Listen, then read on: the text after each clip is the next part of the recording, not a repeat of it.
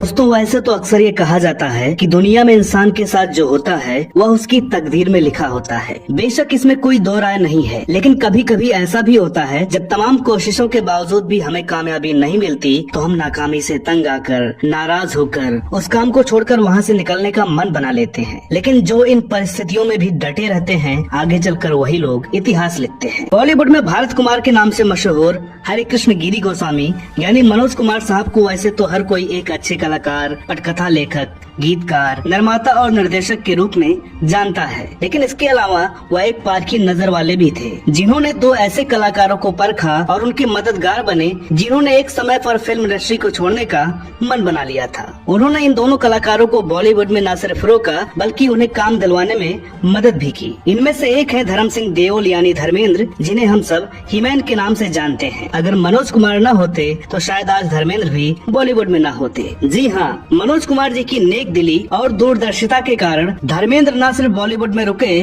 बल्कि सफलता का नया आयाम भी लिखा। धर्मेंद्र ने निर्देशक अर्जुन हिंगोरानी की फिल्म दिल भी तेरा हम भी तेरे से बॉलीवुड में कदम रखा। इसके बाद उनकी 16 और शबनम, बॉयफ्रेंड, सूरत और सीरत, अनपढ़, आकाशदीप जैसी कई फिल्में आई। इनमें से कुछ एवरेज, कुछ हिट और कुछ फ्लॉप रही। इतनी सारी फिल्में करने के बाद भी जब धर्मेंद्र कामयाब नहीं हुए तो उन्हें ऐसा लगने लगा कि शायद नया होने की वजह से पुराने लोग उनसे घुलना मिलना नहीं चाहते हैं। वो शूटिंग पर हमेशा खुद को अलग थलग ही महसूस किया करते थे।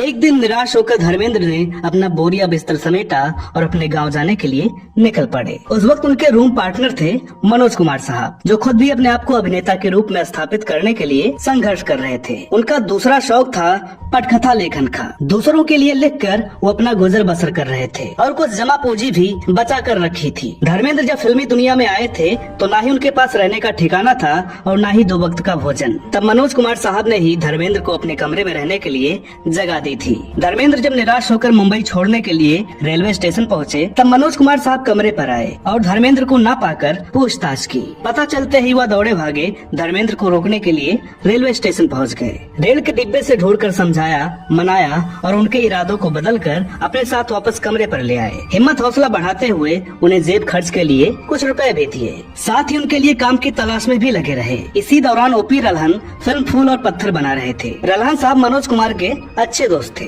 इसी दोस्ती के चलते मनोज कुमार साहब ने उन्हें इस फिल्म में नायक की भूमिका के लिए धर्मेंद्र को लेने की बात कही। ओपी रल्हन मान गए। यही वह फिल्म है जिसने धर्मेंद्र को न सिर्फ एक सोलो हिट कामयाब हीरो बनाया बल्कि फिल्म की सफलता ने उन्हें हीमैन का खिताब भी दिलवाया। यहाँ से धर्मपाजी की किस्मत की गाड़ी ऐसी चल पड़ी कि वह हर दिल अजीज बन गए। फिर चाहे किसी भी स्टार या सुपरस्टार का दौर हो, धर्मेंद्र अपनी फिल्मों के जरिए दर्शकों के दिलों पर राज करते रहे। धर्मेंद्र की इस कामयाबी में मनोज कुमार साहब की निश्चित रूप से एक भूमिका रही है। धर्मपाजी इस बात को स्वयं कबूल भी करते हैं। पर दोनों के बीच इतनी अच्छी मित्रता होते हुए भी इन दोनों महान अभिनेताओं ने अपने अभिनय करियर में सिर्फ 2 ही फिल्मों में एक साथ काम किया, जिनमें से एक है राज कपूर साहब की कालजयी फिल्म मेरा नाम जोकर, तो दूसरी फिल्म है केसी बुकाडिया की मैदाने जंग। इन दोनों ही फिल्मों में ये दोनों अभिनेता चरित्र भूमिका में नजर आए थे। आइए अब सुनते हैं मनोज कुमार साहब और अमिताभ जी का किस्सा। अमिताभ बच्चन अपनी पढ़ाई पूरी करने के बाद बैंक में नौकरी पर लग गए थे, लेकिन उन्हें फिल्मों में एक्टिंग करने का जज्बा था, इसलिए बैंक की नौकरी छोड़कर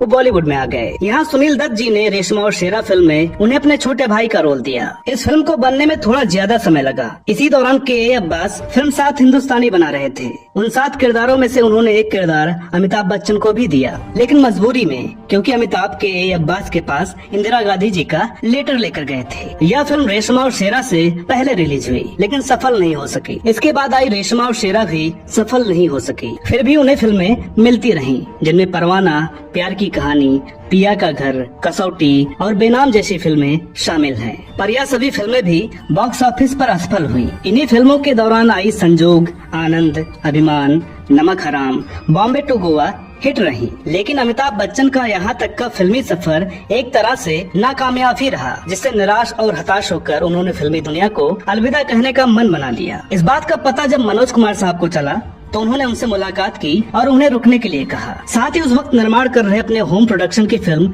रोटी कपड़ा और मकान में अपने छोटे भाई की भूमिका भी दी। लेकिन इस फिल्म को बनने में थोड़ा ज्यादा वक्त लगा, पर इस फिल्म के लिए रुके अमिताभ बच्चन को इसी दरमियान प्रकाश मेहरा की फिल्म जंजीर मिली। यहीं से मानो उनकी किस्मत ने करोड़ बदली। जंजीर फिल्म सुपर डुपर हिट हुई। इस फिल्म की कहानी और गानों के साथ ही अमिताभ का एक नया गुस्सैल रूप भी दर्शकों को इतना भा गया कि उन्हें एंग्री यंग का खिताब मिल गया। मनोज कुमार साहब की फिल्म रोटी कपड़ा और मकान भी जंजीर के बाद ही रिलीज हुई और वह भी सुपर हिट रही। फिर अमिताभ बच्चन ने कभी पीछे मुड़कर नहीं देखा और सुपरस्टार बन गए। उनके सुपरस्टारडम के कार्यकाल में ही निर्देशक चंदा बारोट, जो मनोज कुमार जी के ही असिस्टेंट डायरेक्टर थे, उन्होंने अमिताभ बच्चन को लेकर फिल्म डॉन बनाई। फिल्म पूरी होने पर चंद्रा बारोट जी ने खास मनोज कुमार साहब को यह फिल्म देखने के लिए आमंत्रित किया और उनका रुझान लिया, जिस पर मनोज कुमार साहब ने फिल्म देखकर कहा कि फिल्म तो बहुत अच्छी बनी है, पर थोड़ी कसी हुई होने के कारण दर्शकों को थोड़ा रिलीफ की जरूरत है, इसलिए इसमें एक आध हल्का फुल्का कॉमेडी वाला गीत भी डाला जाए तो अच्छा रहेगा। उनकी सलाह पर अमल करते हुए निर्देशक चंदा बारोट जी ने संगीतकार कल्याण जी आनंद जी से बात की। तब इस पर उन्होंने कई साल पहले देवानंद साहब की फिल्म बनारसी बाबू के लिए संगीतबद्ध किया हुआ गीत खई के पान बनारस वाला, जो देवानंद साहब की मर्जी न होने से फिल्म में नहीं रखा गया था, वही गाना डॉन में लिया और यह गाना सुपर डुपर हिट हुआ। तो दोस्तों, इस तरह से अमिताभ बच्चन जी के साथ मनोज कुमार साहब यहाँ भी अप्रत्यक्ष रूप से जुड़े रहे। पर मनोज कुमार साहब ने अमिताभ बच्चन के साथ भी उनके होम प्रोडक्शन वाली फिल्म रोटी कपड़ा और मकान इसी एक फिल्म में साथ काम किया था। इसके अलावा ये दो दिग्गज कलाकार किसी और फिल्म में एक साथ नजर नहीं आए। इस तरह मनोज कुमार साहब की दरिया दिली और वक्त पर दी गई मदद ने बॉलीवुड को ही मैन और एंग्री यंग मैन का तोहफा दिया। तो दोस्तों, उम्मीद करते हैं कि आज का ये एपिसोड आपको पसंद आया होगा। वीडियो अगर अच्छी लगी हो तो प्लीज इसे लाइक करें, शेयर करें। चैनल पर नए हो तो प्लीज इसे सब्सक्राइब जरूर करें।